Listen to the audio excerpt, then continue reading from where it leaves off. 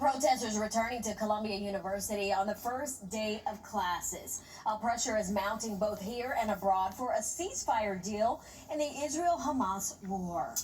And another massive anti-war protest in Tel Aviv to tell you about. Demonstrators lighting bonfires, tussling with Israeli police. This, of course, follows the recovery of 6 hostages killed by Hamas this weekend, including an American. Yeah, U.S. officials say they're nearing a final hostage deal this week to present to Israel and Hamas. But they say it'll take time, flexibility from both sides.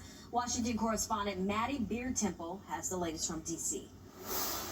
Holding pictures of hostages held by Hamas, thousands of Israelis are protesting in the streets. Many say Israeli Prime Minister Benjamin Netanyahu isn't doing enough to bring hostages home alive. It comes after 6 hostages were found dead in Gaza, including Israeli-American Hirsch Goldberg-Polin. Hirsch was a young man known by his family, by his friends for his kindness. The State Department says hostage deaths have only underscored the urgency of reaching a ceasefire deal. The world cannot afford to wait any longer. State Department spokesman Matthew Miller says the U.S. will continue pushing for an agreement to end the war and bring hostages home. It is time to finalize that deal. We're very close to that. When asked if Netanyahu is doing enough to get a deal, President Joe Biden said No.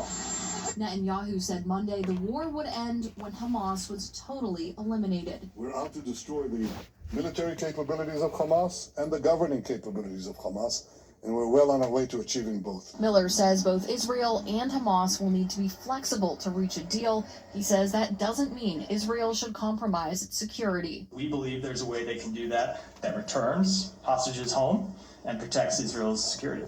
A sticking point in the talks has been whether Israel's military can stay in Gaza as a deal is implemented. Netanyahu has said its presence is needed to prevent Hamas from smuggling weapons.